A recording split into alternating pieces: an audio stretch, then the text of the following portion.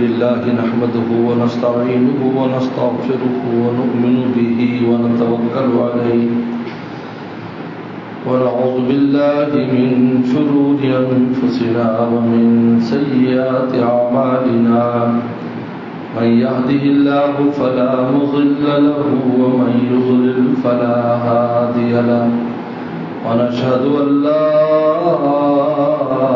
إله إلا الله وحده لا شريك له ونشهد أن سيدنا وسندنا وحبيبنا وشفيعنا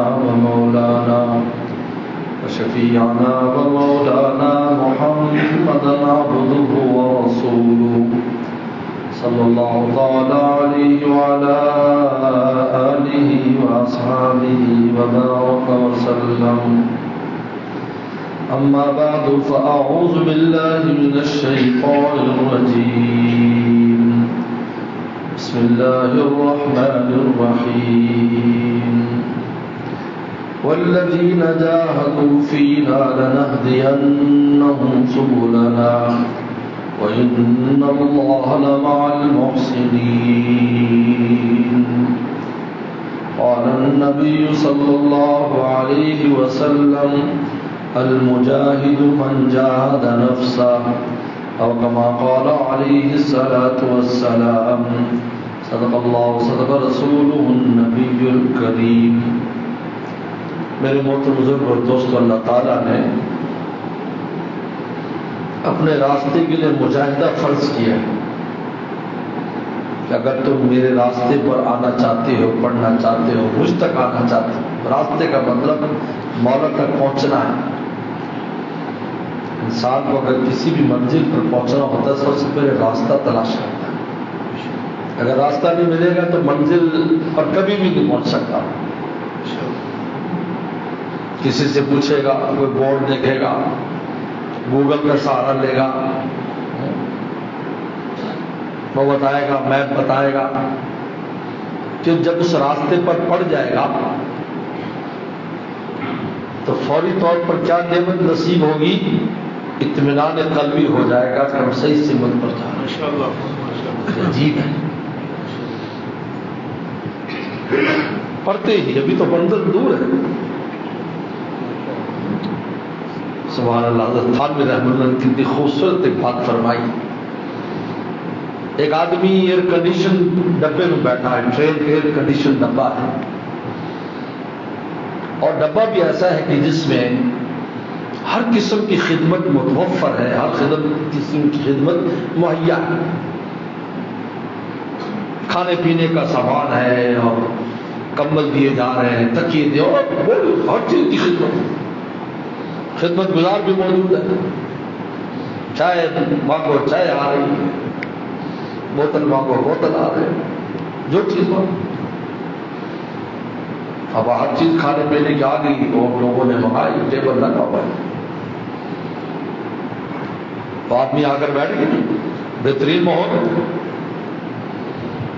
اچانک اس کو یہ پتا چلا کہ میں نے تو جانا جدھر تھا یہ تو وہ ٹرین ہی نہیں، یہ تو مخالف سمت جا رہے ہیں. میں تو کراچی جانا تھا، تو لاہور جا رہی ٹرین. شکر سے بیٹھا، لاہور والی ٹرین میں بیٹھ گیا. اس بہترین ماحول میں پسینہ آ گیا. ماحول تو بہترین ہے لیکن اس کو کیوں محسوس نہیں ہو رہا؟ اس لیے کہ اس کے اندر پریشانی ہے، اور اس کے اندر پریشانی اس لیے ہے کہ غلط منزل کی جانب غلط ٹرین پر بیٹھ گیا ہے، اس لیے اس کا اندر پریشان ہے. اس کو اتنے بہترین ماحول میں کوئی چیز اچھی نہیں لگ رہی، وہ اس انتظار میں ہے کون سا پہلا اسٹیشن آئے کہ میں وہاں پر اتروں اور دوسری ٹرین میں بیٹھوں. اس میں سیٹ بھی ریزرو نہیں ہے، اس کا پتہ نہیں اس کو سیٹ ملتی ہے یا نہیں، جگہ ملتی ہے یا نہیں. اور ایک آدمی ایک ٹرین میں بیٹھا ہے اور وہ ٹرین میں تھرڈ کلاس کے ڈبے میں بیٹھا ہے لیکن صحیح والے میں بیٹھا ہے, صحیح ٹرین میں, بیٹھ سے گرد و غبار آ رہا ہے, مکھیاں آ رہی ہیں, اندر کا ماحول بھی خراب, باہر سے بھی وہ آ رہی ہے, لیکن اس کے دل میں چین ہے.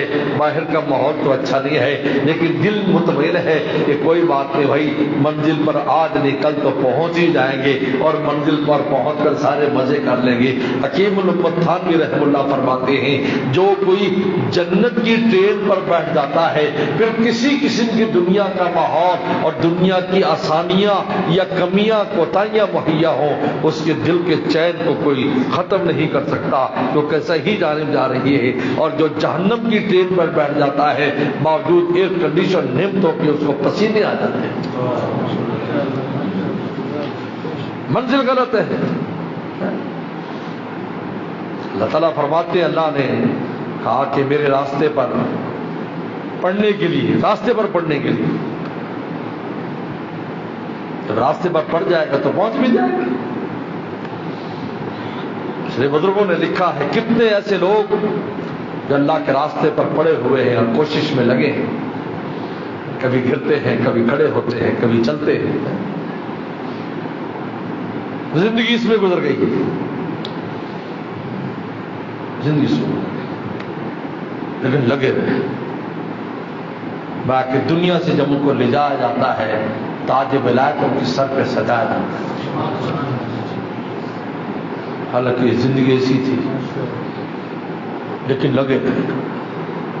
ہم نے حضرت والا سے شعر سنا تھا جب طالب علم جماتے تھے, ہم نے اس طرح سے طے کی منزلیں, انور شاہ وصی اللہ رحمہ اللہ کا شعر ہے, ہم نے اس طرح سے طے کی منزلیں, گر پڑے گر کر اٹھے اٹھ کر چلے, لیکن صحیح ہمت تھی منزل پر پہنچ گئے.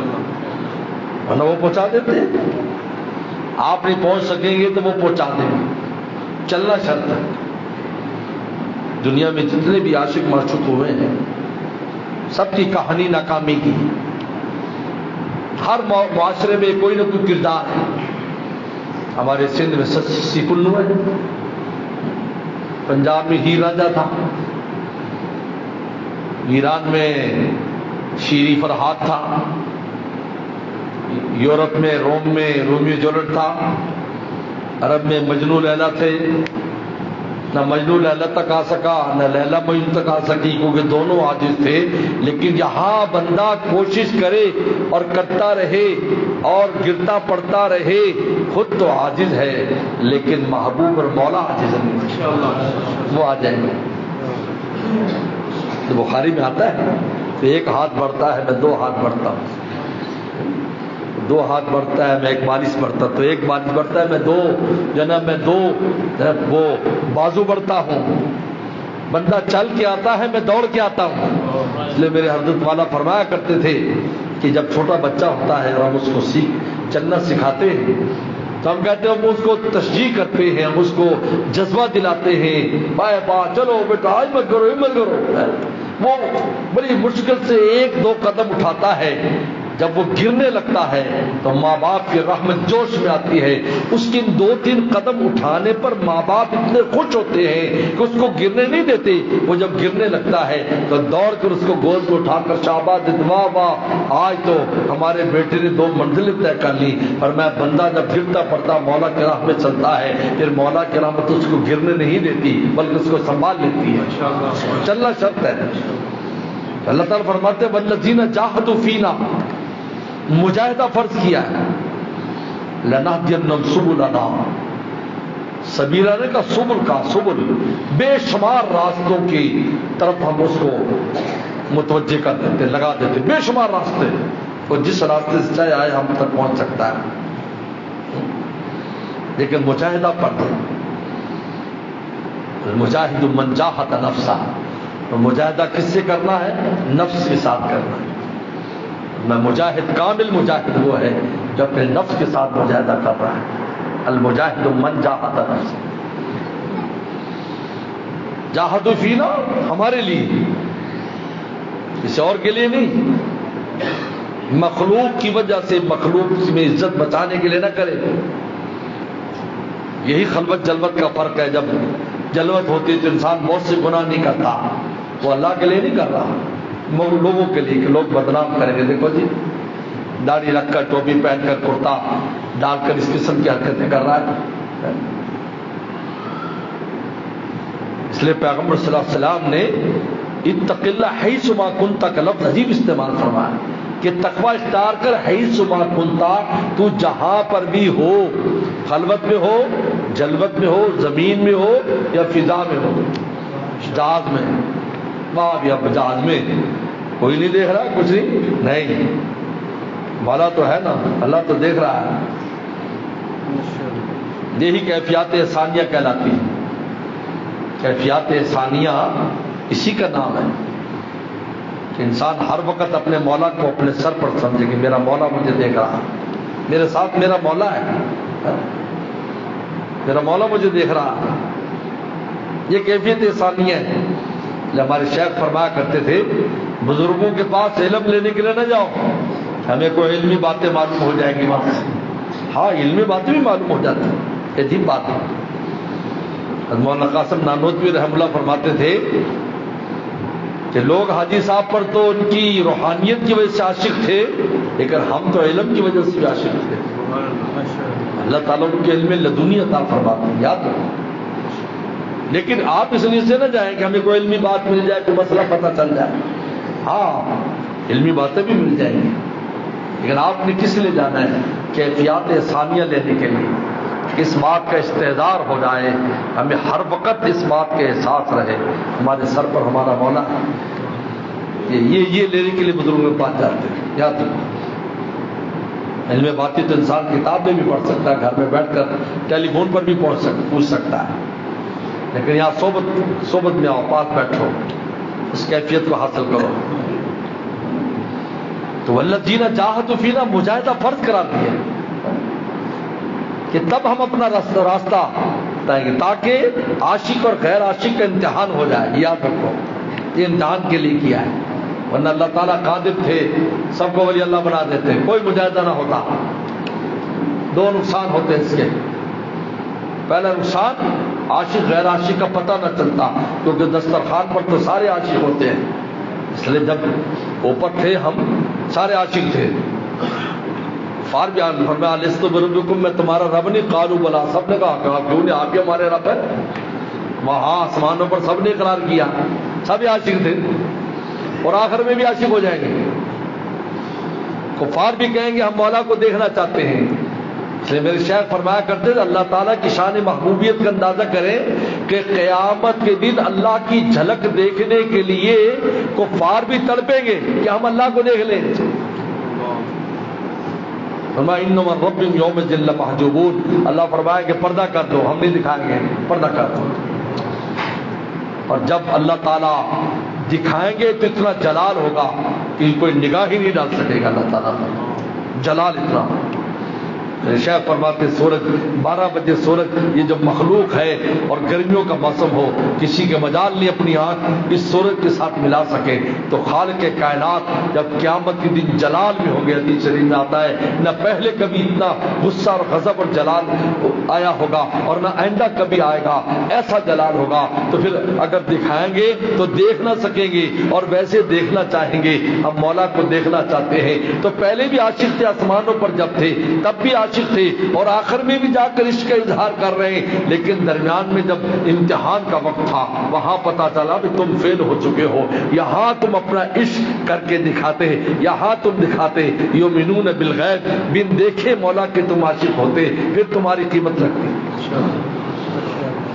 اس لیے ہمارے حضرت والا فرمایا کرتے تھے، ہمارے دادا مرشد سردی کے موسم میں شاہ عبد الغنی پھول پوری رحمۃ اللہ علیہ رات کو جب اٹھتے تھے یہ شعر زبان پر ہوتا، سردی کا موسم اور گاؤں میں رہتے تھے، اور بڑھاپا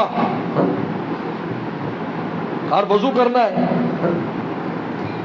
فرمایا اپنے آپ کو وارم اپ کیسے کرتے تھے، یعنی اپنی سردی کو کیسے دور کرتے تھے، یا کیسے دور کرتے تھے، کیونکہ اندر کی کیفیات پر باہر کا موسم اثر انداز نہیں ہوتا۔ یاد رکھو آپ کے دل میں خوشی ہو اور خوشی خوشی گرمی میں آپ جون جولائی میں بھاگے چلے جا رہے ہیں خوشی خوشی میں کہ یار فلانا کام ہم نے دیکھا کسی کی جون جولائی میں شادی ہوتی ہے اور وہ بھی گاؤں کے اندر ہو اور پیدل بارات جاری ہو اور اوپر سے سورج ہم دیکھتے بڑے خوشی خوشی دلہا سب سے آگے بھاگا چلا جا رہا ہے اور بھیا اتنی شدید گرمی ہے کچھ تو یہ ہو جائے گا اس کے اندر سردی ہے نا اندر سردی ہے تو باہر کی گرمی لگ رہی ہے اور وہ ہے سردی اور اندر گرمی ہو میں اس سے برف میں آگ لگا دیتا ہوں. حضرات صحابہ کرام صفا کے صحابہ نصف لنگی ہوتی تھی ان کے پاس نصف لنگی یہاں باندھتے تھے بخاری میں آتا ہے. اور مدینہ شریف میں سردی بہت پڑتی ہے جو لوگ سردی میں کبھی گئے ہوں اور ٹھنڈی ہوا چل رہی چیر دیتی جسم کو. ہمارے یہاں سردی سے مختلف ہے وہاں کی ہوا چلتی ہے جسم میں سے نکل جاتی ہے. نیچے مسلے بھی نہیں ہوتے تھے مٹی ہوتی تھی وہ صحابہ کرام وہیں پر لیٹے رہتے تھے وہیں رہتے تھے وہیں اٹھتے تھے وہیں بیٹھتے تھے. کیا چیز رسول اللہ کا عشق آپ کے عشق کی وجہ سے زندہ تھے کیونکہ اندر گرمی عشق تھی. گرمی عشق سردی کو بالکل محسوس بھی نہیں ہونے دیتی تھی کہ یہاں پر کوئی سردی. اس لیے بعض لوگوں نے ابو ہریرہ رضی اللہ عنہ کی وہ روایت جو بخاری شریف میں آتی کنت اعظم نبی صلی اللہ علیہ وسلم بشب بطنی میں پیغمبر السلام کو چمٹا رہتا تھا بشب بطنی. شب بطنی کا معنی کیا کیا ہے؟ شب بطنی کا ایک معنی تو عام محدثین نے کیا ہے کہ یعنی اگر مجھے تھوڑا سا کھانا مل جاتا جس سے مجھے آسرا ہو جاتا تو میں رسول اللہ کو چمٹا رہتا تھا. میں اس کی فکر نہیں کرتا دوسرے ٹائم کھانا ملے گا یا نہیں ورنہ لوگ بازاروں میں تجارتیں کرتے تھے یا باغوں میں کام کرتے تھے لیکن میں شب بطنی پر رسول اللہ کو چمٹا رہتا تھا. لیکن دوسرے بعد محدثین نے اللہ والے محدثین نے علماء ربانی نے معنی کیا ہے کہ میں اپنا پیٹ پیغمبر السلام کی زیارت سے بھر لیا کرتا. شب بطنی کا معنی کہ آپ کو دیکھتا تو میری بھوک ختم ہو جاتی تھی عشق زندہ ہو جاتا اس کا مقابلہ کرتے شب بطنی. تو ہمارے حضرت والا دادا پیر اٹھتے تو شعر ہوتا عشق من پیدا ہو دل پر ناپدید. اے لوگوں میرا عشق تو نظر آتا ہے میرا محبوب نظر نہیں آتا. عشق من پیدا و دل پر ناپدید درد و عالم ہی چنی دل بر کے دید. دونوں عالم میں کوئی ایسا محبوب ہے کہ بن دیکھے لوگ اس کے اوپر جان دیتے ہیں کوئی ایسا محبوب ہے؟ درد و عالم ہی چنی دل بر کے دید ہے ایسا کوئی دونوں عالم میں ایسا محبوب کہ بن دیکھے لوگ جان دیتے ہو؟ تو اس کا ایک نقصان تو یہ ہوتا عاشق اور غیر عاشق کا فرق نہ رہتا اگر مجاہدہ فرض نہ ہوتا. مجاہدہ فرض کر دیا جب مجاہدہ فرض نہیں تھا قالوا بلا سب کی روحوں نے کہا کہ ہاں اللہ آپ کے ہمارے رب ہیں اور آخر میں بھی عاشق ہو رہے ہیں ہم مولا کو دیکھنا چاہتے ہیں سب کچھ ماننے کو تیار ہے لیکن دیکھ کر عشق جو ہے نا عشق یہ عجیب چیز ہے یعنی سن کر عاشق ہو جانا یہ کمال عشق ہے. دیکھ کر عاشق تو سارے ہو جاتے ہیں سن کر. ایک بات سنی کان میں کسی کے حسن کی میں انگلینڈ گیا کافی سالوں کی بات ہے. ایک دوست نے مجھ سے پوچھا کاروباری آدمی تھے انہیں جب ایسے عشق پر بات ہوئی تو بیان کے بعد مجھے پوچھا کہ بغیر دیکھے کیسے بندہ عاشق ہوتا ہے. تو میں نے کہا یار کوئی دوست کہیں سیر سپاٹا کر کے آ جائے کہ یار فلاں ملک گیا تھا بہت بڑے حسین نظارے بڑے لذیذ کھانے اور بڑے یوت بڑے ہوں ایک دفعہ دو دفعہ دو تین مجلس بیان کرتے ہو یار ایسا چھٹیاں ہوں گی نا ہم بھی جائیں گے. تو میں نے تم نے کون سا دیکھا تھا جو ایسا چھٹیوں کے لیے تم وہاں جانے کے لیے تمنا کر رہے ہو بن دیکھے ہی عاشق ہوئے نا صرف سن کر عاشق ہوئے. اللہ پیغمبر کی ذات کو بھیجتا اس لیے ہے کہ پیغمبر اپنا حسن دکھاتا ہے اور اللہ کی حسن کو بتاتا ہے.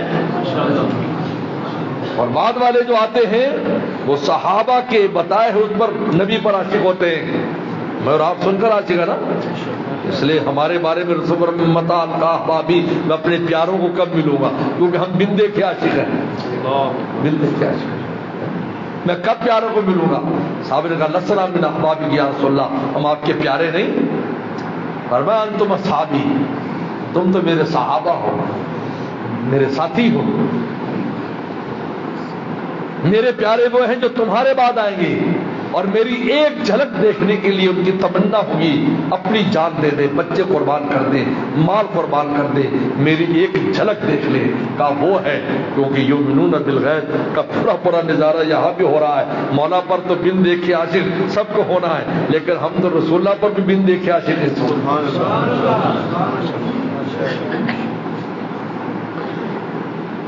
تو بعد میں عاشق ہو رہے ہیں، پہلے عاشق ہو رہے ہیں، معتبر نہیں ہے، درمیان میں یہ جہاں یہ دار امتحان میں اس لیے بھیجا ہے، ورنہ وہیں سے ہی بھیج دیتے۔ بعض راستے ہوتے ہیں نا براہ راست، تو وہیں سے روحیں نکالتے، جنتی روحوں کو جنت میں بھیج دیتے، دوزخوں کو دوزخ میں بھیج دیتے۔ فرمایا کہ نہیں، دنیا میں جاؤ تاکہ فرق پتہ چل جائے عاشقوں کی ادائیں کیا ہوتی ہیں، اور عاشق کس طرح اپنے مولا پر جان دیتے ہیں، اور مولا اللہ رسول کو کیسے چاہتے ہیں، اور جو غیر عاشق ہوتے ہیں وہ کیسے ہوتے ہیں۔ ایک تو اس مجاہدے سے فرق کو واضح کرنا ہے، عاشق اور غیر عاشق کے۔ اگر مجاہدہ فرض نہ کرتے تو دسترخوان پر تو ساری عاشق ہو جاتے۔ والذین جاہدوا فینا، مجاہدہ کرو۔ اور دوسرا نقصان کیا ہوتا؟ جنت کا مزہ نہ ہوتا۔ جب تکلیف ہی نہیں اٹھائی تو کیا مزہ ہے؟ بولو بھائی، جس نے بھوک نہ چکی ہو، اس نے کھانے کا، اس کو کیا پتا کھانا کیا ہوتا ہے؟ کہتے ہیں منہ میں سونے کا چمچ لے کر پیدا ہو، اس کو کیا پتا غربت کیا چیز ہے، غربت کا مزہ کیا ہے، غریبی کا مزہ کیا ہے۔ کہتے ہیں گاؤں میں ایک نائی تھا، تو وہ اتنا غریب تھا کہ گھر نہیں تھا، تو اپنی چارپائی درخت کے ساتھ باندھی ہوئی تھی، تو جب اپنا کام کر لیتا تو درخت پر چڑھ کے سو جاتا، جھونپڑی بھی نہیں تھی اس کے پاس۔ اور یہ منظر ہم نے افریقہ میں بھی دیکھا ہے۔ اب تو خیر ماشاءاللہ متمدن ہو گیا، تو ہمارے ہندوستان کے لوگ جب نئے نئے وہاں گئے تو اب تو جگہ نہیں ہوتی تھی، دوسرے جانور، تو کہتے ہیں چارپائیاں ہم درختوں پر باندھتے تھے، تو مغرب ہوتے ہی، مغرب پڑتی اوپر چڑھ جاتے تھے، عشاء نماز کے اوپر اشارے سے پڑھتے تھے، کیونکہ فوراً شیر اور ہاتھی نیچے آ جاتے تھے، بازاروں میں گھومتے پھرتے تھے، چیزیں کھاتے تھے۔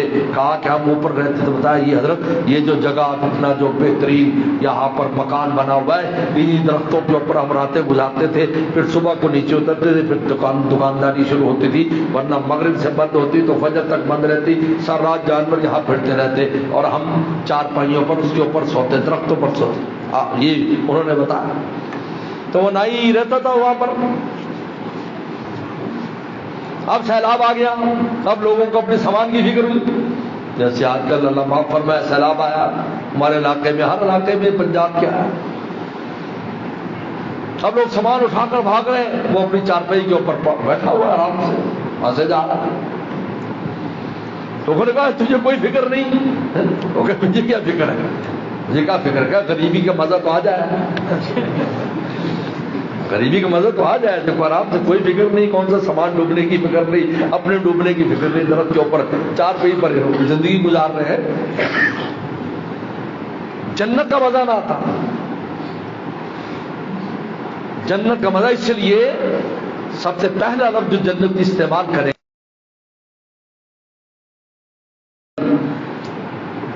تمام تعریف اللہ کی، جس نے آج غم دور کر دیا، حزن، مجاہدہ نہ ہوتا، لفظ حزن کیسے کہتے ہیں؟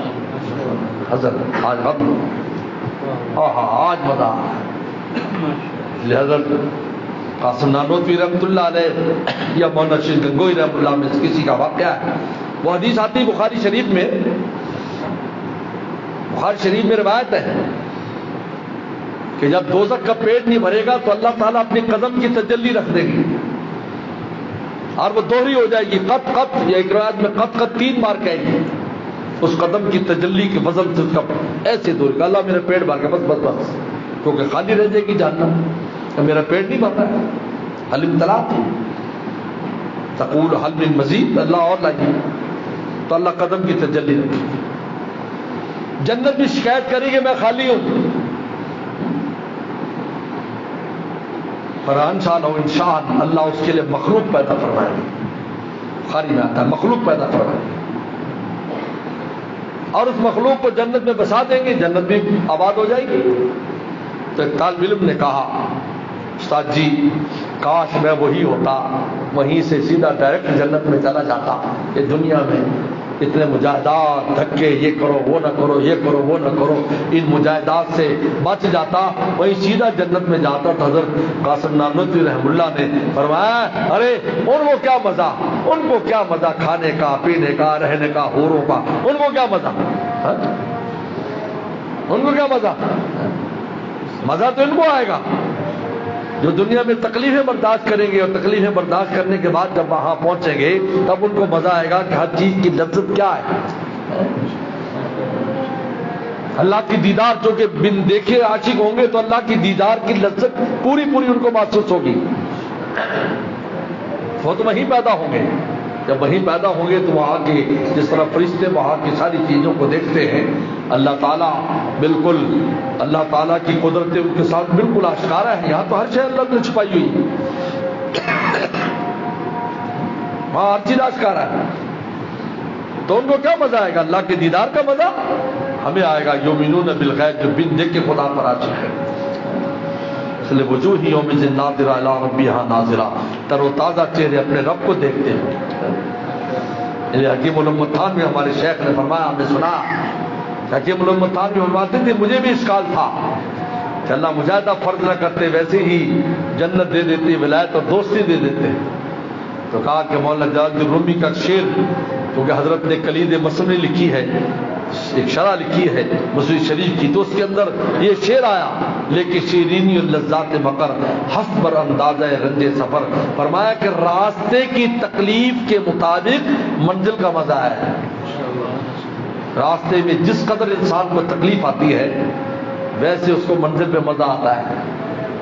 کہا کہ میرا اشکال حل ہو گیا کہ اللہ نے مجاہدے اس لیے رکھے ہیں کہ ان مجاہدوں کی وجہ سے جب یہ لوگ جنت میں جائیں گے اور اللہ کا دیدار کریں گے، کامل مزہ حاصل کریں گے، کامل مزہ حاصل کریں گے۔ یاد رکھو یہاں پر کمال مزہ نہیں ہے، یہاں جسم مزہ لے رہا ہے، روح نہیں لے رہی۔ قبر میں روح لے رہی، جسم نہیں لے رہا۔ وہاں پر جسم اور روح برابر متمتع ہوں گے، تو برابر مزہ آئے گا دونوں کو، یاد رکھو یہ فرق، یاد رکھو۔ دنیا میں جسم کو مزہ ہے، چائے پئیں گے یہ جسم کو مزہ آ رہا ہے، اور روح کو بھی اس کے ساتھ کچھ نہ کچھ مزہ محسوس ہو رہا ہے، لیکن کامل طور پر نہیں، کیونکہ روح کی یہ خوراک یہاں نہیں ہے۔ اور قبر میں روح کو مزہ آتا ہے، جنتی روح کو مزہ آ رہا ہے، اور جسم کبھی کبھی متمتع ہوتا ہے، اگر ختم بھی ہو جائے تو خالی روح کو مزہ ہے، اور اگر جسم موجود ہو تو اس کے اوپر کبھی کبھی آثار اس کے نظر آتے، مزے کے آثار نظر آتے۔ لیکن آخرت میں ہر شے کا مزہ برابر ہوگا، کیونکہ جنت کی جو نعمتیں ہیں وہ دنیا کی نعمتوں کی طرح نہیں ہے۔ یاد رکھو وہ جنت کی زمین میں پیدا ہوں گی، یہی وجہ ہے ان میں ثقل اور بھاری پن نہیں ہے، زیادہ ہضم کرنے کا معاملہ نہیں ہے کہ پیشاب آئے گا یا پخانہ آئے گا، کچھ ہے نہیں، اس لیے کہ سارے کے سارا جسم کا حصہ بن جائیں گے، کیونکہ جسم نے بھی پورا کھینچنا ہے، روح نے بھی پورا کھینچنا ہے، تو بچنا کچھ بھی نہیں۔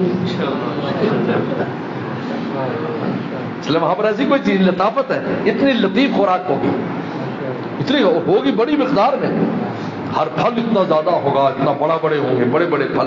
حضور صلی اللہ علیہ وسلم نے جو سدرۃ المنتہا پر بیر دیکھے تھے، بیر سدر کا بھی آتا نا، بیریاں ہوں گی، دو قسم کی جنتیں ہوں گی، ایک میں تو بڑے اعلیٰ چیزیں ہوں گی اور ایک میں ہوں گے جس میں بیر کے درخت ہوں گے، یہ ہوں گے۔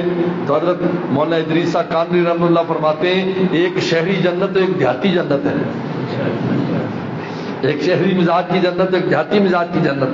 تو جو اعلیٰ لوگ ہوں گے السابقون الاولون، وہ تو شہری جنتوں میں رہیں گے، لہذا ان کو جو شراب، جو دیہاتی جنت دوسری جنت جو ہوگی اس کے اندر تو وہاں سے شراب میں کچھ ملایا جائے گا اور وہاں مخالف پیئیں گے اول والے، سابقون الاول، اور یہ اصحاب الیمین ہوں گے۔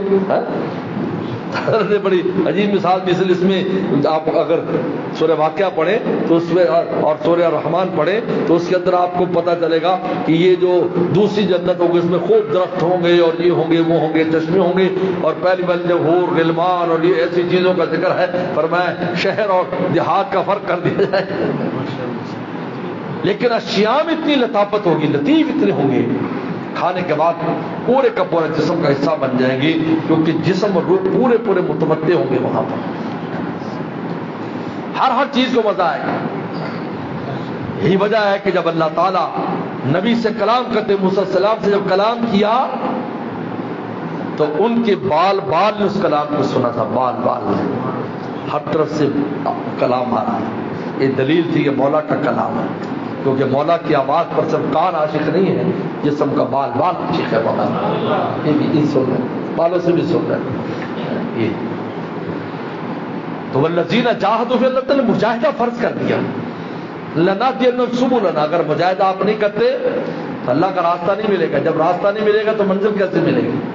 اس لیے انسان کو مجاہدے سے گھبرانا نہیں، خوش ہونا چاہیے، یعنی مجاہدہ آئے تو خوش ہو، یہ عجیب ہے، خوش ہونا چاہیے۔ اس لیے میں اکثر کہا کرتا ہوں کہ ایک طالب علم جس نے بڑی تیاری کی ہو اور امتحان میں آئے، سوالات آئے ذرا تھوڑے سے سخت ٹیڑھے، لیکن اس نے محنت کی ہو تو خوش ہو گیا، بھائی یہ تو ہم ضرور حل کریں گے اور ہم فرسٹ ڈویژن لیں گے، کیونکہ سب نہیں لے سکیں گے کیونکہ سوال اس قسم کے ہیں۔ تو مجاہدہ آنا یہ دلیل ہے کہ اللہ تعالیٰ آپ کو اعلیٰ نمبر دینا چاہتے ہیں، بس آپ کی تھوڑی ہمت کی ضرورت ہے۔ اگر امتحانات سے کوئی گھبرائے گا، کوئی اسٹوڈنٹ اور طالب علم امتحان سے گھبرائے گا، یہ دلیل ہے کہ وہ کبھی ڈگری نہیں لے سکتا۔ اور یہاں ڈگری کیا ہے؟ اللہ کی ولایت اور دوستی ہے۔ لنہدینہم سبلنا، ہم اپنا راستہ بے شمار راستے شک پر کھول دیں گے، لیکن مجاہدہ کرے گا، اور مجاہدہ ایک ہی مجاہدہ، نفس کے خلاف مجاہدہ کرو، یہ اندر نفس جو ہے اس کے خلاف مجاہدہ، اس کی مانو نہیں، اس کی حرام تمناؤں کا گلا کاٹو۔ یہ خون تمنا، میرے شیخ فرماتے ہیں خون تمنا ہے، اپنی تمناؤں کا خون کرو۔ ابھی بدر احد میں حاضر ہوئے تھے، شہداء احد کے ہاں، شہید الشہداء پر، وہاں میں نے دوستوں سے کہا، ہمارے حضرت والا رحمۃ اللہ علیہ سن 2000 میں وہاں پر جب حاضر ہوئے تو رات 12 بجے ہم کو وہاں پر لے کر گئے تھے، 12 بجے سوئے ہوئے تھے، سب کو اٹھایا، اٹھو اٹھو اٹھو اٹھو چلو۔ شیخ یہ بھی کرتا ہے، کبھی راتوں کو اٹھا دیتا ہے، آؤ۔ یہاں پر بھی خانقاہ میں بھی ہمارے حضرت کا ایک ہی مجاہدہ ہوتا تھا، کھانے کا نہیں خوب کھاؤ، گپ شپ کا نہیں خوب گپ شپ لگاؤ۔ ایک ہی مجاہدہ ہوتا تھا کہ سونا کم ملتا تھا، کیونکہ حضرت جب بلا لے فجر کے بعد مجلس ہو، آپ رات دیر سے سوئیں، 11 بجے تک مجلس ہو رہی، بھلے 12 بجے تک مجلس ہو، 1 بجے تک بھی مجلس ہو جاتی تھی۔ بنگلہ دیش میں ہم نے دیکھا حضرت کی مجلس 1 بجے تک چلی۔ تو ہم نے وہاں کے میزبان سے کہا، ہم نے کہا بھئی آپ کے یہاں فجر سے پہلے چائے پک سکتی ہے؟ انہوں نے کہا جی ضرور۔ اچھا، آپ چونکہ جتنے بھی شیخ کے ساتھ ہوتے ہیں صوفیہ کرام تو سب حجاب کرتے ہیں، بھی کوئی ایسی بات، لیکن مولوی لوگوں کا تھوڑا سا کا چھوڑ ہوتا ہے، چاہے وہ صوفی کیوں نہ ہو۔ میں نے اس کو بلایا میزبان کو، قاضی بلال سے ہمارے بڑے پیارے دوست ہیں، میں نے کہا فجر سے پہلے چائے نہیں پک سکتی، بلکہ ان کے بیٹے سے کہا، انہیں ابا سے کہا کہ فجر سے پہلے ہمیں چائے پہنچاؤ، فجر حضرت کی مجلس ہوتی 11-12 بجے تک، بھی ہم تو چائے کیا آتی، چائے نہ پیے تو کھوپڑی نہیں کھلتی ہماری، جس کو بیڈ ٹی کہتے ہیں، بیڈ ٹی۔ لیکن بیڈ ٹی کا معنی انگریزوں کے ہاں یہ کہ بیڈ پر بیٹھے بیٹھے ہی چائے منہ میں ڈال لیتے ہیں، غلاظت سمیت اندر لے جاتے ہیں، وہ ہے غلیظ ہے۔ ہفتے میں ایک بار غسل کرتے ہیں، جا کر دیکھو تو صحیح، غسل کرتے ہیں وہ ٹب میں، اور اسی کے اندر گندگی پھرتی رہتی، کبھی کان میں جاری، کبھی منہ، واہ بڑا ماڈرن کلچر ہے، یہ ہے کلچر۔ میں کہ ہمارے یہاں بیٹری کا مطلب نہیں، ہمارے یہاں بیٹری کا مطلب یہ ہے وضو کرے گا، مسواک کرے گا، نماز پڑھے گا، اوراد کرے گا، اس کے بعد چائے پیے گا۔ وہاں بیٹری کا بیڈ پر بیٹھے بیٹھے بس اسی طرح پی لیں، کلی بھی نہ کرے، وہ اس کو کمال سمجھتے ہیں، اللہ معاف فرمائے۔ تو انہوں نے کہا کہ حضرت، انہوں نے کہا کہ یہ بات حضرت کو پہنچی۔ قاضی صاحب نے کہا جی آپ کے ساتھ ایک ابھی مولانا صاحب آئے تو ماشاءاللہ آپ سیدھے سیدھا آرڈر بھیج دیا انہوں نے کہ چائے۔ حضرت بہت ہنسے، مجھے بھی فرمایا، بولا بھائی، میں نے کہا حضرت ذرا ہماری مجبوری تھی، اس لیے میں نے کہا میزبان ہے، اور وہ بہت خوش ہوئے، ان کا کبھی کسی کو اس طرح آ کر کہتا نہیں ہے، لیکن یہ تو بہت اچھے ہیں۔ ہم نے کہا کہ بنگلہ دیش میں آئے اور مچھلی نہ کھائیں تو یہ ایسی ہے دریا میں رہیں اور ہمیں پانی نہ ملے.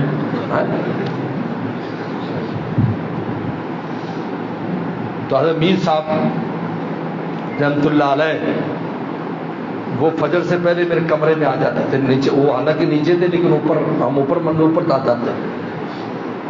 فرماتے بھی مولانا کمرے میں چائے ہوگی, ہم نے تھرمس چائے کا رکھا ہوا اور وقتی فجر سے پہلے ہم سنتیں پڑھ لیتے اور چائے تیار ہوتی. حضرت میر صاحب بھی چائے پیتے, بڑے مزے کرتے, بڑے خوش ہوتے تھے. یہ آپ نے بڑا اچھا کیا, ہمیں تو حجاب سا رہتا ہے. میں نے کہا ٹھیک ہے اپنی جگہ حجاب آپ لوگوں کا ٹھیک ہے, لیکن ہم تھوڑا سے بے حجاب بھی اچھے, لیکن ہم فائدہ تو سارے حاصل کر رہے ہیں. پھر ساری وہی آ جاتے کمرے میں, جم گٹا لگ جاتا ہے. 12-1 بجے تک حضرت کا بیان ہو رہا ہے. تو حضرت کے ہاں یہ ہوتا تھا, کئی بار خانقاہ میں آئے رات کو اٹھا دیتے, آؤ مضمون آیا مضمون آیا نیند سے.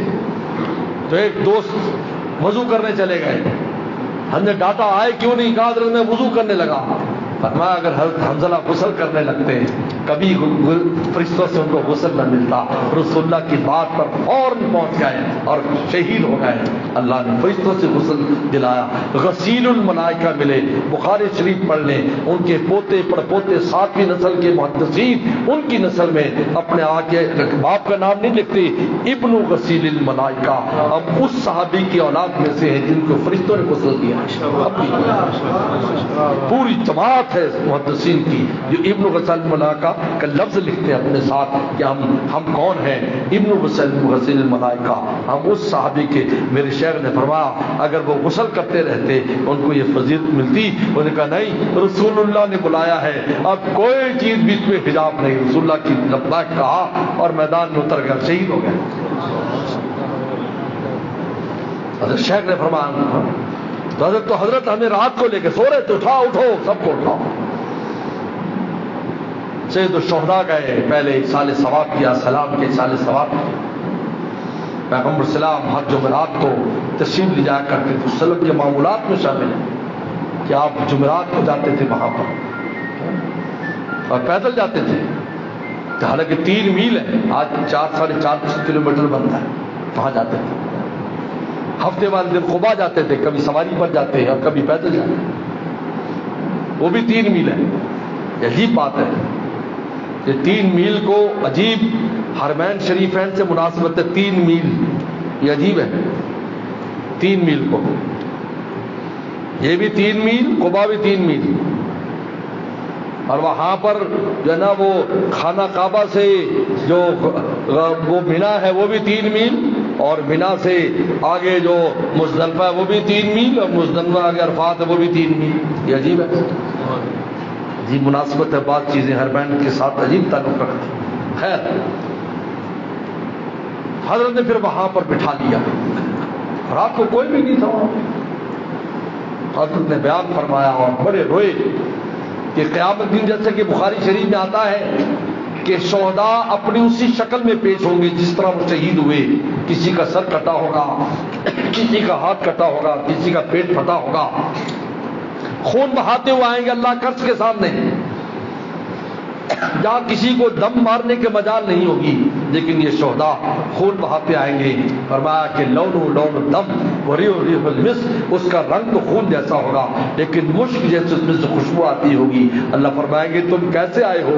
اللہ دیکھ لے تیرے راستے میں ہم نے سر کٹا لیا, میں نے پیٹ پھڑوا لیا, میں نے بازو کٹوا لیے, میں نے سب اپنا پیش کریں گے. اللہ فرمائیں گے جاؤ ان کو جنتوں میں بسا دو, تمہاری قربانیاں قبول ہیں. تو انہوں نے فرمایا قیامت کے دن یہ حضرات اپنے ان جسموں کو جو مولا کے لیے فدا کیے ان کو پیش کریں گے. اور میں اور آپ کیا پیش کریں گے؟ میں اور آپ کیا پیش کریں گے؟ کیا پیش کریں گے؟ بولے کوئی چیز ہے ہمارے پاس؟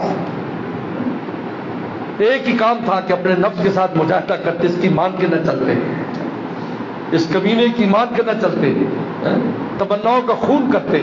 ایک ہی چیز ہے, کچھ تو پیش کرنا ہوگا. کیا پیش کریں گے مجھے بتا. ہم 5 ٹائم نماز پڑھتے تھے, یہ پیش کریں گے تو فرض ہے, تمہیں کرنا ہی کرنا ہے.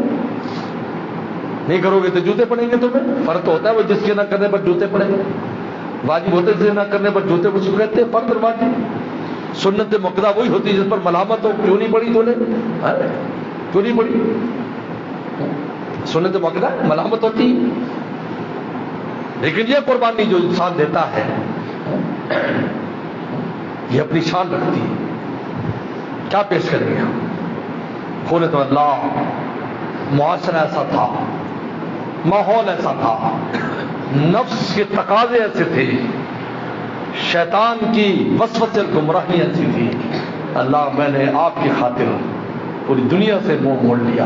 اللہ میں شاباش، ہم تیری خون تمناؤں کے خون کو بھی شہادت کے برابر قرار دیتے ہیں، جس کو زندہ شہید کرتے ہیں. مولانا رومی فرماتے کتنے لوگ زندہ شہید ہوں گے، شہیدوں میں کھڑے ہوں گے، گردن وردن نہیں کٹی ہوئی لیکن اندر سے دل کٹا ہوا ہوگا. شہید تو ایک بار شہید ہو جاتا ہے، اور جو ہر وقت خون تمنا کرتا ہے ہر بار شہید ہوتا ہے. ہر بار دن میں 100 بار شہید ہوتا ہے، 100 بار شہید ہوتا ہے. ہر وقت تمنا کا خون کر رہا ہے، ہر وقت اپنی چاہت کو وہ خدا پر قربان کر رہا ہے. یہ بھی شہادت ہے، مانوی شہادت اس کو کہتے ہیں. یہ شہادت مانوی، ایک شہادت ظاہری، شہادت مانوی. اگرچہ اس پر شہید کے احکام نہیں آتے، شہید کے الگ احکام ہے، ان کا الگ اعزاز ہے، لیکن اس کو بھی شہیدوں میں کھڑا کریں گے کیونکہ بھائی یہ اندر سے ہم پر شہید ہے. ہماری جو حکم کی تلوار سے اپنے آپ کو ذبح کرتا رہا ہے، نفس کو ذبح کرتا، یہ زندہ شہید ہے ہمارے راستے میں. کمال عشق تو مر مر کے جینا ہے نہ کہ مرنا ہے. میں نے حضرت سے شعر سنا، کمال عشق تو مر مر کے جینا ہے، مرتا ہے جیتا ہے، مرتا ہے جیتا ہے، مرتا ہے جیتا ہے. یعنی ہر وقت اس کو ایسے واقعات پیش آتے، تمنا کا خون کرنا پڑتا ہے اور اپنے آپ کو مجاہدہ کر کے اللہ کو راضی کرتا ہے. پورا عالم ایک طرف ہو جاتا ہے، اس کا دل آنکھوں سے آنسو آ جاتے ہیں اس مجاہدے میں. اللہ دنیا کہاں جا رہی ہے، میں اکیلا تیری خاطر اس کام کو نہیں کر رہا. واللہ اس کا مزہ اپنا ہی مزہ ہے. آپ نے یہ مزہ چکھو تو تب پتہ چلے گا کیسا مزہ آتا ہے. میں تو اکثر کہتا ہوں رحمتیں سب کے لیے نازل ہوتی ہیں لیکن اہل نہیں ہوتے. جو اکا دکا چند لوگ مجاہدہ کریں اللہ سارا مان انہیں کو دے دیتے ہیں کر کے دے. حقیقت کر سب ان کو مل جاتا ہے، سب کے لیے رزق آتا ہے، رحمت سب کے لیے نازل ہوتی ہے لیکن اہل نہیں ہے، گناہوں میں مشغول ہے. اللہ بندے کو دیکھ رہے ہیں، بندہ کسی اور طرف دیکھ رہا ہے. اللہ نے ہمیں ایسے تھوڑی چھوڑ دیا دنیا میں، ایسا نہیں ہے میرے دوست. ہمہ وقت اللہ کی ذات ہم پر متوجہ رہتی، ہمہ وقت. موسیٰ صلی اللہ علیہ وسلم کے واقعات میں لکھا ہے، موسیٰ صلی اللہ علیہ وسلم نے کہا اللہ آپ عالم کو کیسے سنبھالتے ہیں؟ اللہ تعالیٰ نے جبرائیل السلام نے 2 شیشے کے برتن بھیجے، ان کو ہاتھ میں لے کر بیٹھو. بس اونگ آئی، دونوں گرے اور ٹوٹ گئے. کہا ہمیں نہ نیند آتی ہے نہ اونگ آتی ہے، ہم وقت اپنے مخلوق کا خیال رکھتے ہیں. اگر ہمیں ذرا بھی اونگ اور نیند آتی جو تو نے اس پتروں کا حال کیا ہی مخلوق کا حال ہوتا. لا تاخذ سنۃ ولا نوم. تو میرے دوست تو کمال عشق تو مر مر کے جینا ہے نہ کہ مرنا. ایک دفعہ مرنا نہیں، مر مر کے ہر وقت مرتا ہے، اللہ کے حکم پر مرتا ہے. ابھی سراج سے واقف نہیں ہے پروانہ، پروانے کو راہ پروانہ تو آیا آگ پر جل گیا، وہ اس راز سے واقف نہیں ہے کہ کمال عشق تو مر مر کے یعنی اللہ کے ہر حکم پر ہر قدم پر وہ قربانی دیتا، ہر قدم پر قربانی دیتا. ہر وقت یہ حالات پیش آتے، اس لیے پیغمبر صلی اللہ علیہ وسلم نے ابو ہریرہ سے فرمایا اتق المحارم تکن عابد الناس. ابو ہریرہ حرام سے بچ تو سب سے بڑا عبادت گزار ہے. کیوں فرمایا؟ اس لیے کہ نماز ہر وقت پڑھی نہیں جا سکتی، نہ روزہ ہمیشہ رکھا جا سکتا ہے، نہ حج عمرے ہمیشہ کے لیے ہوتے ہیں، وہ بھی 5 دن کے لیے خاص ہوتا ہے اور ہر وقت نہیں کر سکتے، اور نہ زکوٰۃ خیرات انسان پر ہر وقت دینا فرض ہے. لیکن فرمایا کہ اتق المحارم، لیکن نفس اور شیطان ہر وقت حملہ آور رہتے ہیں اور یہ اس سے بچتا رہتا ہے. تو ہم وقت یہ آدمی عبادت میں ہے، 24 گھنٹے عبادت میں ہے. تکن عابد الناس، تو حرام سے بچے گا، تجھ سے بڑا کوئی عبادت گزار نہیں، اتنا بڑا عبادت گزار. کیونکہ 24 گھنٹے نماز نہیں پڑھ سکتے، فجر کے بعد نفل نہیں پڑھ سکتے، عصر کے بعد نہیں پڑھ سکتے، روزہ نہیں رکھ سکتے، 5 دن روزہ نہیں رکھ سکتے آپ، حج بھی مخصوص دنوں میں ہر وقت نہیں کر سکتے آپ. فرمایا تکن جو، لیکن نفس اور شیطان ہمہ وقت کام میں ہے. ہم بہت مشغول ہے جی، ہم سو جاتے ہیں، ہمارا شیطان نہیں سوتا، جاگتا رہتا ہے، اسکیمیں بنتا، اٹھے گا تو اس سے کیا کرانا ہے؟ سلاتا بھی گناہ پر ہے، اٹھاتا بھی گناہ پر ہے، اللہ معاف فرمائے۔ آج تو یہی حالت ہے، ہم سوتے ہیں، موبائل ہمارے ہاتھ میں ہوتا ہے اور اس میں سے دیکھتے دیکھتے سو جاتے ہیں۔ اب اگر موت آ جائے رات کو تو کیا پیش کریں گے اللہ کے سامنے؟ توبہ طائب ہو کر سونا چاہیے، اس لیے وضو کو حکم ہے کہ وضو کر کے سو۔ اگر تم زندہ بھی رہے تو تمہاری روح عرش تک جائے گی، کیونکہ وضو سے سونے والے کی جو روح ہے وہ عرش کو نیچے جا کر سجدہ کرنے گی، حدیث میں آتا ہے۔ اور اگر مر گیا تو باوضو موت آئی، باوضو موت۔ اور وضو اسلحہ ہے، اسلحے کا مطلب یہ ہے ہر برے حالات سے بچاتا ہے۔ دادا آخرت میں بھی کام بن گیا، زندہ ہے تب بھی، مر گیا تب بھی عرش کے نیچے سجدہ کر رہی۔ اگر وضو نہ کرتے ادھر ادھر لوگوں کو جو ڈراؤنے خواب آتے ہیں وہ نہیں لوگوں کو آتے جو اس کا اہتمام نہیں کرتے دعاؤں کا، وضو کا، تو پھر ان کو ڈراؤنے کو کہ روح ادھر ادھر پھر رہی ہے، جب ادھر ادھر پھرے گی تو شیاطین نہیں ملے گا نا اس کو، کہیں جن مل گیا، کہیں کچھ مل گیا، میں نے جن دیکھا، میں نے فلاں دیکھا، میں نے فلاں دیکھا، اور ڈر گئے۔ میں کہا جن سے تو دیکھنے میں نہیں ڈرنا چاہیے، تو تم نیند میں ڈر گئے، یار عجیب بات ہے، چیخے مار رہا مر گیا۔ جن ہم سے ڈرتے ہیں اور ہم جنات سے ڈرتے ہیں، عجیب بات ہے۔ حضرت بن نوری رحمۃ اللہ کا واقعہ ہمیں مفتی ولی حسن ٹونکی رحمۃ اللہ ہمارے استاد تھے، بخاری شریف ہم نے ان سے پڑھی، مفتی اعظم پاکستان مفتی ولی حسن ٹونکی رحمۃ اللہ سنایا کہ حضرت جب دارالعلوم دیوبند میں گئے تو ویسے حضرت نے تو دھابیل میں پڑھا لیکن پہلے دیوبند میں گئے تھے، لیکن بعد میں پھر حضرت سید انور شاہ کشمیر رحمۃ اللہ چلے گئے تو ان کے ساتھ یہ بھی دھابیل چلے گئے گجرات، پھر وہاں شیخ الحدیث بھی رہے۔ 4 بڑی شخصیات وہاں پر بخاری دھابیل میں انہوں نے پڑھائی، پہلے سید انور شاہ کشمیری رحمۃ اللہ نے پڑھائی، پھر سید بدر احمد میٹھی، پھر حضرت بن نوری رحمۃ اللہ علیہ، مولانا شبلی عثمانی رحمۃ اللہ، ان حضرات نے وہاں پر بخاری پڑھائی۔ ان کے جانے کی برکت سے آج پورے عالم میں دوسرے ملکوں میں جو دین کا کام ہے گجرات کے لوگ کر رہے ہیں، اور یہ ان کے عقائد اور اعمال کو جلا بخشنے والے یہی بزرگ ہیں ہمارے، اس سے پہلے نہیں تھا، وہ تو بدعت گڑھ ہے، اتنی بدعات ہے وہاں۔ احمد آباد کے مزاروں کا اگر آپ فہرست دیکھ لیں تو 1000 سے زیادہ ہے، حیران ہو جاتا ہے۔ حالانکہ صحابہ کی جماعت وہاں ہی تھی، لیکن شیطان وہیں پر ہی سارے کام کرتا ہے نا جہاں خیر ہو، اس لیے منافقین اچھا سب سے اشد نفاق والے مدینہ میں پیدا کر دیے۔ شیطان تو اپنا کام دکھاتا ہے، مکہ کے سرزمین پر سب سے بڑے مشرک پیدا کر دیے اس نے۔ یہ تو شاید شیطان کا تو کام ہے، وہ ایسی جگہوں پر خراب کرتا ہے۔ اور ہمارے بزرگوں کی جانے کی برکت سے تو حضرت بن نور رحمۃ اللہ گئے، حضرت مفتی ولی ٹونکی رحمۃ اللہ نے واقعہ ہمیں ترمذی شریف میں سنا ہے۔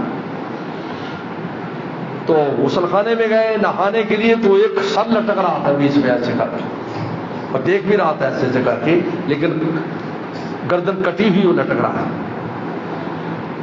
تو حضرت کو فوراً یاد آیا ہو میں نے دعا نہیں پڑھی تھی، اللہم انی اعوذ من الخبث والخبائث۔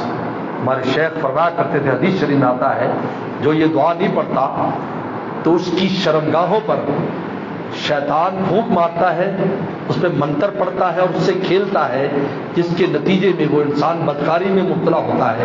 میرے شیخ نے فرمایا اگر بچوں کی ان دعاؤں کی ہم اہتمام کریں انشاءاللہ ان کی جوانیاں سلامت رہیں گی۔ سن لو کان کو، سن لو، میں نے شیخ سے خود سنی ہے، کیونکہ شیطان سے حجاب ہو جائے گا، اور یہ وہ کام وہاں دکھاتا ہے، ہر جگہ نہیں دکھا سکتا، تو وہاں دکھاتا ہے تو اپنا کام دکھاتا ہے۔ وہ منتر یہی پڑتا ہے نا کہ اس سے تو بدماشی کر، حالانکہ جو خطرہ کرنا ہے اس کو داغ قرار دیا ہے، اسلام کا داغ، اللہ اکبر، اسلام کا داغ۔ ایک مومن جو ہے وہ ایسی برائی نہیں کر سکتا، لیکن شیطان یہ کام کرتا ہے، اور رسول اللہ نے طریقہ بتایا ہم اس پر عمل نہیں کرتا۔ خیر فرمایا مجھے دعا یاد آئی تو میں نے دل میں دعا پڑھی، امام مالک رحمہ اللہ دوسرا کہ دل میں دعا پڑھ لے، اگر اندر نہ پڑھ، باہر سے نہ پڑھ سکے تو میں نے زور سے اس کے وجہ سے تھپڑ مارا، جو تھپڑ مارا تو غائب ہو گیا، وہ تھپڑ مارا تو غائب ہو گیا۔ میں اگر ہمارا جیسا کوئی ہوتا تو ننگا باہر بھاگا آتا اور لوگ مٹھائی لے آتے، کامل پیر آ گیا کیونکہ پورا ننگا ہے۔ اور ایک پروفیسر نے واقعہ لکھا ہے ایک پروفیسر نے کہ میں کسی بات کی فکر میں کوئی فارمولہ ذہن میں تھا تو میں حجام کے وہاں نہانے چلا گیا، تو نہایا تو مجھے خیال ہی رہا، میں بغیر کپڑوں کے باہر آ گیا اور باقاعدہ آرام سے سڑک پر چل رہا ہوں، مجھے تو احساس ہو کہ آدمی مٹھائی لے، حضرت صاحب اللہ دے ولی یہ لے مٹھائی لے، دعا کر دے دعا کر دے۔ میں کہ خیر ہے، ہاں جی تو پورا ننگا پورا ولی آدھا ننگا آدھا، اور پھر مجھے احساس ہے میں دوڑا گیا اور اپنے کپڑے پہنے، ہم جیسا ہوتا جی ہوتا، لیکن سبحان اللہ۔ تو میں عرض کر رہا تھا کہ یہ جو خواب برے آتے ہیں اس کی وجہ یہ ہوتی ہے کہ ہم دعاؤں پر سنت طریقے پر سوتے نہیں ہیں، تو ہماری روح ادھر ادھر آوارہ پھرتی ہے، کیونکہ روح نکل جاتی ہے، یاد رکھو روح نکل جاتی ہے۔ یہ نفس ناطقہ جو زندہ رکھتا ہے، نہیں تو دلیل دوں میڈیکل سے، میڈیکل کی دلیل، ڈاکٹر بیٹھے ہوں گے کہ بچہ جب ماں کے پیٹ میں ہوتا ہے جان تو 4 مہینے کے بعد آتی ہے، لیکن ڈاکٹر دوسرے پہلے مہینے میں دل کی دھڑکن چیک کرتا ہے، دل کی دھڑکن کیوں ہو رہی ہے، جان تو نہیں آئی، دل کیوں دھڑک رہا ہے، یہ نفس ناطقہ ہے جو چلاتا ہے، پھر روح اپنی آ کر شان دکھاتی ہے تو وہ ایک الگ چیز بن جاتی ہے، تو روح نکل جاتی ہے، لیکن نفس ناطقہ ہمارے نظام کو چلاتا ہے، اور جو ہی کسی نے اس آدمی کو چھیڑا تو بالکل تیزی سے روح واپس آ جاتی ہے، کیونکہ روح کی رفتار کو یہ روشنی کی رفتار بھی نہیں پہنچ سکتی۔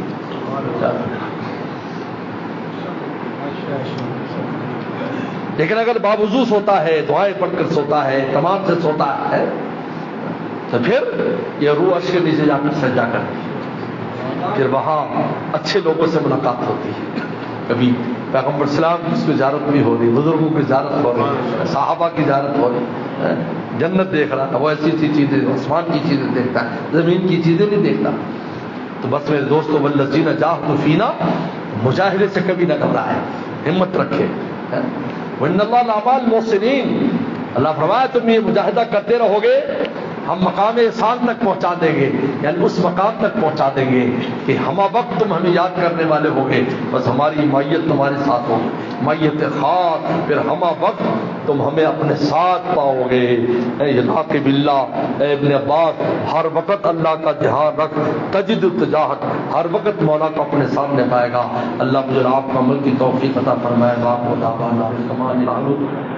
وقفل بنا كما انت انك انت التقوى والمغفرة، ربنا ظلمنا انفسنا وان لم تغفر لنا وترحمنا لنكونن من الخاسرين، اللهم انا نسألك الهدى والتقى والعفاف والغنى، اللهم اعطنا بوتر في الامور كلها واجرنا من خزي الدنيا وعذاب الاخرة، اللهم انا نسألك حبك وحب رسولك وحب من يحبك وحب من يبلغنا على حبك، اللهم اجعل حبك حب الينا من انفسنا واهلنا من الماء البارد، یا اللہ یا اللہ ہم سب کو اللہ والا فرما، ہمارے گھر والوں کو اللہ والا فرما، ہمارے بال بچوں کو اللہ والا فرما، قیامت تک آنے والی نسلوں کو اللہ والا فرما۔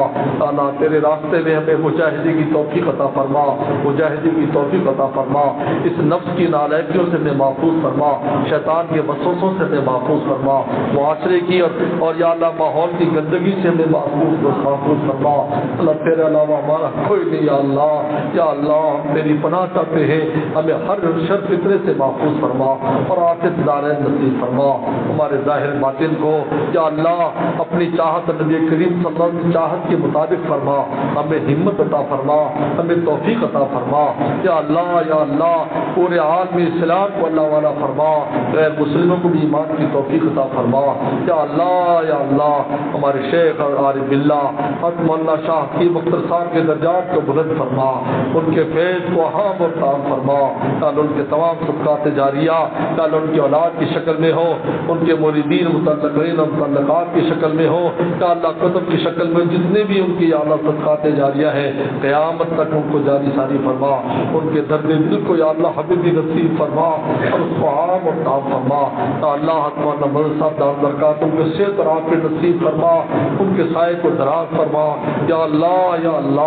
ان کے فیض کو عام اور تام فرما، یا اللہ اس خانقاہ کو بھی یا اللہ، اور یا اللہ ہماری مرکزی خانقاہ اور جتنی خانقاہیں ہیں حضرت کی نسبت سے ہیں، ان سب کو دن دگنی رات چگنی ترقی عطا فرما، ہر قسم کی شر فتنے سے محفوظ فرما، خیر کے پھیلنے کا ذریعہ فرما اس خانقاہ کو یا اللہ عالمی برکت فرما، عالمی برکت فرما، عالمی برکت فرما، پورے عالم میں اس کے فیض کو عام اور عام فرما، اور جہاں جہاں خانقاہیں بن رہی ہیں ان سب کو شرف قبول کی نصیب فرما یا اللہ، بہاول نگر کے مدرسہ اور بہاول نگر کی خانقاہ کو قبول فرما، تمام شاخوں کو قبول فرما یا اللہ، ہمیں یا اللہ ذریعے کے طور پر اپنے درد دل کے لیے اور ہمارے شیخ کے درد دل کے لیے استعمال فرما یا اللہ، ہمارے حال پر رحم فرما، کرم کا عافیت کا معاملہ فرما یا اللہ، ہمارے مرحومین مرحومات کے مقصد فرما یا اللہ، ہمارے اساتذہ مشائخ عزیز و اقارب متعلقین متعلقات سب کی بے حساب مقصد فرما، بیماروں کو شفا عطا فرما، بیماروں کو شفا عطا فرما، بیماروں کو شفا عطا فرما، اور نہ مسعود اللہ صاحب بیمار ہے یا اللہ ان کو صحت اور عافیت نصیب فرما، اور بھی جو بیمار ہیں سب کو صحت اور عافیت نصیب فرما یا اللہ رزق روٹی کی جو وسائل ہمیں دی اس میں خیر و برکت پیدا فرما یا اللہ، قرضوں کے بوجھ سے محفوظ فرما، جو مقروض ہیں غیب سے یا اللہ قرض کا انتظام فرما یا اللہ، جتنے بھی جس دوست اور ماں بہن کو جو بھی پریشانی ہے اللہ ان پریشانی کو دور فرما، آپ کے علاوہ ہمارا کون ہے یا اللہ، ہم آپ کے سہارے اس دنیا میں ہمارے ہاتھ پر رحم فرما، ہمارے پاس کوئی طاقت نہیں سوائے تیری طاقت کے یا اللہ، تیری ذات کے علاوہ ہمارا کوئی نہیں یا اللہ، ہمارے حال پر رحم فرما، اللہ لا سهل الا ما جعلته سهلا وانت تجعل الحزن اذا شئت، اللہ لا سهل الا ما جعلته سهلا وانت تجعل الحزن اذا شئت، اللہ آپ دارین نصیب فرما، ہماری حاجات کو اپنے خزانے سے پوری فرما، اللہ جو دوست کو انتظام خانقاہ کا کرتے ہیں دیکھ بھال کرتے ان کو برکتیں نصیب فرما، یہاں جو 15 روزہ مجلس ہو جس کو خوب کامیاب اور کامران فرما، پورے علاقے کو فائدہ اٹھانے کی توفیق عطا فرما، اس پورے علاقے سے پورے شہر سے شر کو دور فرما اور خیر پیدا فرما، ربنا تقبل منا انك انت السميع العليم تب علينا انك انت التواب الرحيم، اللهم انا نسألك انك الله الذي لا اله الا انت الاحد الصمد الذي لم يلد ولم يولد ولم يكن له كفوا احد، صلى الله تعالى على خير خلقه محمد وآله وصحبه اجمعين.